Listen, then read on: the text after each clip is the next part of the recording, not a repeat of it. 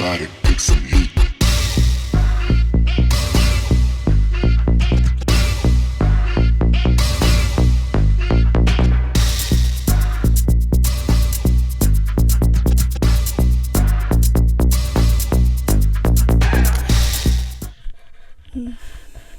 Guys, I'm back. I'm back. And I present to you another Google Doc slide. Yes. Another Google Doc slide. And it's about tropes that I hate. And why? Like, I can't just tell you what I hate and then not explain why. I would never. Let's get into it. First, we have secret identity trope.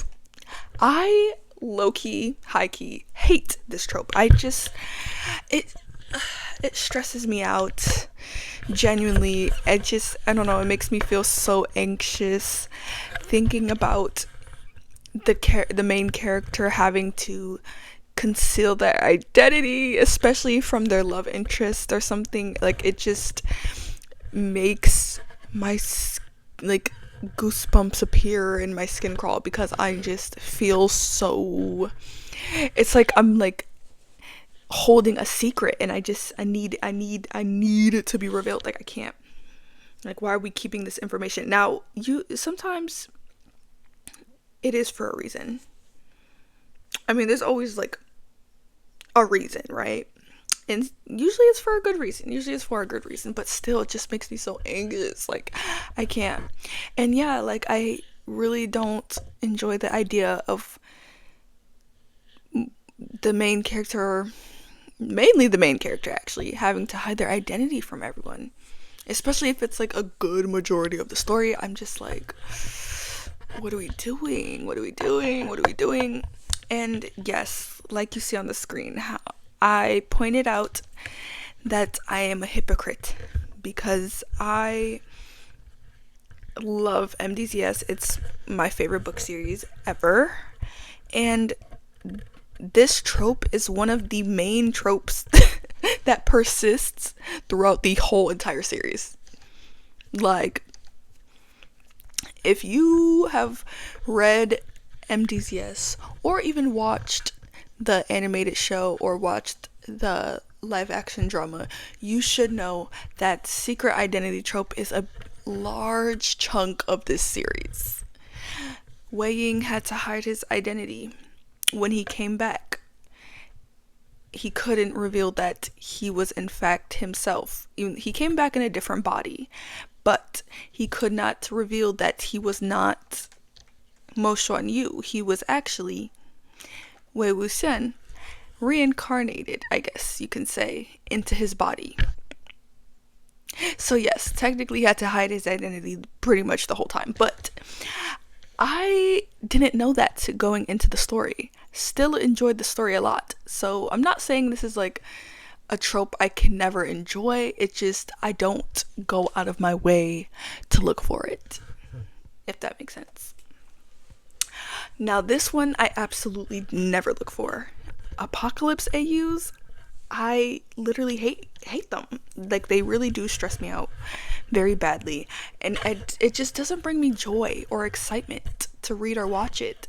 I don't find it entertaining, to be real with you. Like, maybe because I watched so many like apocalypse, like zombie apocalypse movies and stuff growing up, it stresses me out more than anything. And if there were to ever be an apocalypse in real life, I'm not one to find a reason to survive an apocalypse. Like, one thing about me, if there's an apocalypse, I'm killing myself. I'm sorry. Like, I just find no purpose in surviving when it feels like, how are we gonna survive this? Especially if it's a zombie apocalypse. Girl, you want me to try to survive? Survive and do what exactly? Survive for what?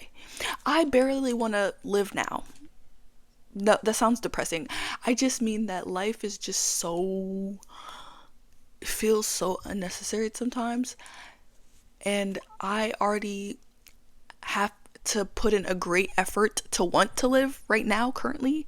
And so therefore, if there's an apocalypse, why would I, what's the reason, like, so yeah, I find it difficult to enjoy the concepts in fictional settings, because in real life, girl, i'm I'm clocking out. I'm clocking out of life, A sick fic, girl, capital D depressing. So sad. They're usually very sad, and like they usually don't end well. They usually are just pretty depressing throughout the whole story. And yeah, some of the sick fics I've happened to read, because I don't go looking for them. Let's be clear. I don't go looking for them. But yes, in my experience, they've been dragged out, just miserable, just melancholy and just dreadful to read, honestly. And yeah, it's usually sad the whole time. And like, I don't know, it's not, I don't really find it entertaining. Like, like, I'm not completely against reading a sick fic. I just don't go looking for it, so I hardly ever read them. But the ones I have happened to read were pretty darn dreadful. So yeah, amnesia fic, girl. I also don't like these. I've read a couple. Well, I've read very few actually. The ones I have read, they weren't super horrible, but they also were pretty just a downer, just a major downer. And the ones I have read, it's usually been done with like an established relationship, which I find even more sad, because it's just like someone you're in love with and have been with for a long time. Suddenly they don't remember you, or they've lost a lot of their memory, or they keep continuously losing their memory every day. And I think that's just so sad. And it stresses me out, because I'm just like, oh my gosh, like, what if they never get their memory back? What if it's a sad ending? Like, yeah, it's just not my brand of AU, not my brand of fic. Love triangles. Ugh. Love triangles, okay. I don't hate a love triangle, but I just never look for them, especially if I'm reading fan fiction, right? Like, if there's a story I'm reading that's like a regular story, like a regular novel or something, and it happens to have a love triangle, I don't hate that. But if there's already a ship that I like, or a couple that I like, for instance, Wang Xin, right? They are the canon couple in MDTS. Just those two. If all of a sudden there was a third person, I'm not interested in that, because I'm already locked in on those two. So yeah, it's not usually my forte. And also, it's messy in a way that I find irritating more than anything. I just find them a little complicated, messy, drama, and I don't mind that, but I don't usually want it in a fanfic.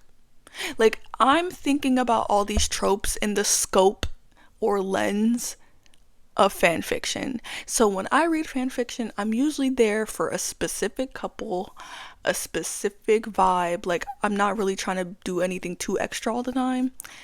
And this is one of them. Like, in a regular novel or something, I wouldn't mind it, or like in a TV show, like for instance, Twilight. Like, whatever, sure, But when I want to read a fan fiction, I'm not really checking for a throuple or like a love triangle. It's just not something I care about or care to see. And yeah, usually there's never a chance for one of the participants in the love triangle to like get with the main person or whatever. Like, usually you can tell who has more of a chance compared to the other person.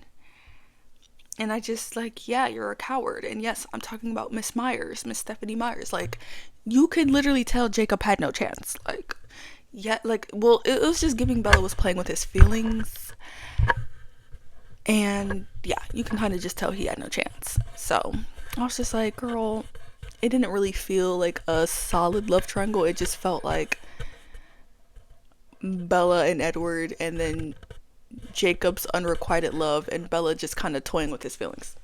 So, which I get, I mean, I don't know. Time loop. I hate time loops. I don't find them fun, like, at all. It gives me major anxiety. It's just, yeah, in my humble opinion, it's not fun at all. Like, I don't find it enjoyable. And yeah, it kind of just feels like a bad dream. It just feels like, because I have freaky ass dreams like that. Like, my dreams are always bad. Like, I have a couple dreams every once in a while throughout my life that were actually good, but hardly ever. Like, I always, if I dream, it's usually gonna be a bad dream. Like, 9 times out of 10, it's gonna be a weird ass dream that makes me feel like shit. So, time loops also make me feel like that. So, I don't want to read a fic or any kind of anything that deals with a time loop, because it just gets old. Yeah, it gets old, and I'm like over it after a while. And yeah, it's not for me. It's not for me. Mm-mm. Hurt, no comfort. I like hurt comfort, but when it's hurt, no comfort, that's when it's just extreme. Like, the no comfort is absurd. Like, way to bring the vibes down, like, with this miserable ass trope. Like, ugh. It's just, I don't know. It's like, damn, what's the point? Like, it just feels like torture in a way. It feels very sadistic. And I'm just like, I'm not a masochist for all. Like, I can't deal with this amount of pain and suffering, and there's no relief, no comfort, no reward. Like, yeah, it's just, I can't, I usually can't deal with this trope. This trope physically pains me.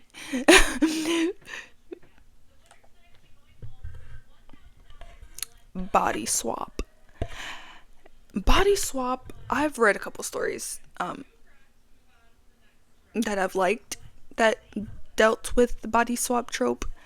Um, However, that was many moons ago, okay? Plenty of years ago.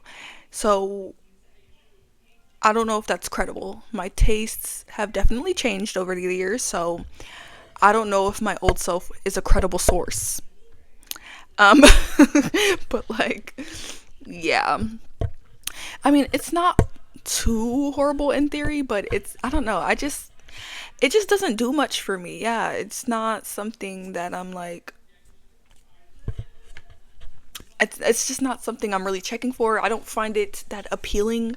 Like, I'm not that interested in seeing that, because it's like, most of the time, since it's just a body swap, it's not like you have a ticket into the other person's mind. Like, that would be more interesting if you can also, like, have like some sort of entry into their mind, like a mind reading a little bit. That could be interesting.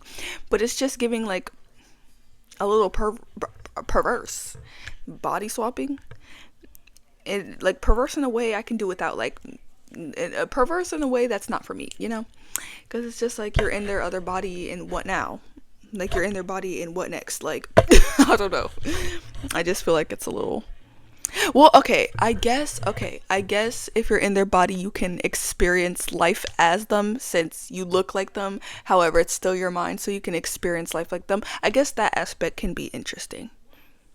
Let me play devil's advocate. I guess that aspect can be interesting. Okay, maybe that is the appeal of body swap. Am I changing my mind real time? Hold on. I mean, I still won't be checking for it for real, I'm not gonna lie, but I'm not completely against it. I feel like this is like one of the least tropes I hate out of all these tropes that I hate. This is probably like like, I don't know if I hate it, but I don't love it either. So, unrequited love. Ooh. Yeah, it's not too bad if it doesn't stay unrequited, but like, if it does, that's when you lose me, girl. That's when you lose me. I feel like if I when I've read unrequited love, it's usually paired with like a slow burn type of deal, which is fine, but I don't know. I just feel like if it's unrequited and it stays unrequited, that's embarrassing. And it's pretty darn pitiful. Like, babe, you look a mess. Wrap it up. You look like a plum fool. Give it up. If you didn't get the person by now, just wrap it up. Wrap it up, please. Because yeah, it kind of gives me secondhand embarrassment when you're pining so hard and they're not pining back. They're not picking up what you're putting down. It gives me secondhand embarrassment. So I need it to be over with. But if it doesn't stay unrequited, then it's fine. I mean, it's still a little embarrassing sometimes, but yeah, I don't know. Not my favorite though. Oh, miscommunication.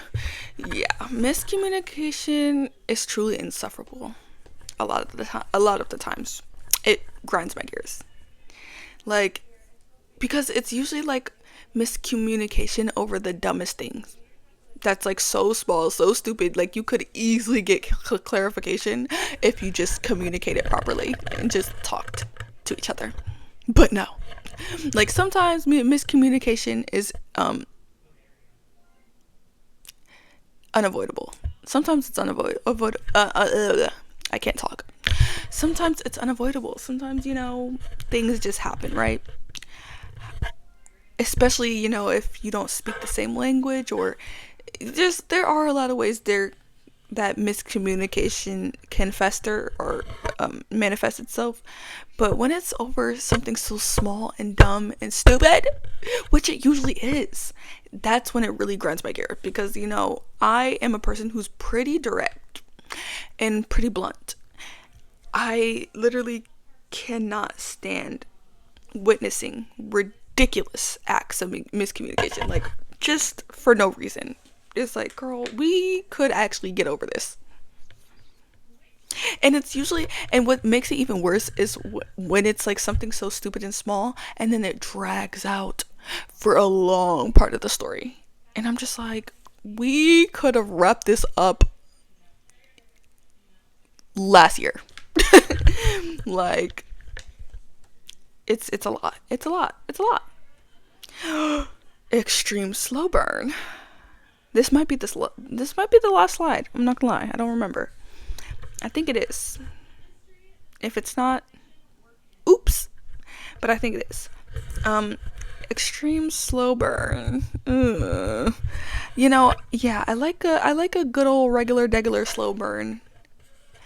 And I can usually get through it if it's done within a certain time constraint. But if it's longer than my threshold, then it becomes extreme. It's like, it gets to a point, guys. Like, who, what, when, where, and why are we here again? What are we doing? What are we doing? Like, what if it's a extreme slow burn and I'm reading this story and then I get to a point where I kind of forget what we're doing and why we're even here? That's when it gets too extreme. Like, and it gets old at a point. It's like, I want to give up now. I don't even want to know. Like, when it's too extreme, that's when I begin to lose interest. And I feel like when you do a slow burn, you can't drag it out for too long. Like, of course it's a slow burn, so you have to take your time. However, don't take too much time. Like, don't waste my time either. And yeah, it really grinds my gears when it's an extreme slow burn plus miscommunication. Like, at that point, I'm jumping off a bridge. Because what the fuck? It's a lot. It's a lot. And especially if the story isn't that interesting, like, especially when it's an extreme slow burn paired with a pretty uneventful story, that's when you really lose me. Because I'm just like, girl, what are we doing? Like, for example, MDCS, I would consider their love to be a slow burn. However, the story is, aside from the romantic aspects of MDCS, the story itself, Like, you can actually take out the romance and it will still be a phenomenal story, because the story itself has so much character, so much plot, just a lot going on. Adventure, it's very eventful, that story. So it makes up for the slow burn of their romance. You kind of forget that there's supposed to be romance. You're just like, but forget in a good way, not in a bad way. You're just like, oh yeah, it's a fun time. It's a fun ride, right? But when it's a story that's extreme slow burn and then the story is also kind of boring, like not very eventful, that's when you really lose me. Uh, uh, we're done. I was right. I was right. I was right. Yes, this is the end of tropes that I absolutely fucking hate. There's probably more. There are probably more that I just couldn't think of, but for now, this is my list for now. And if there's things you agree with, let me know. I want to know.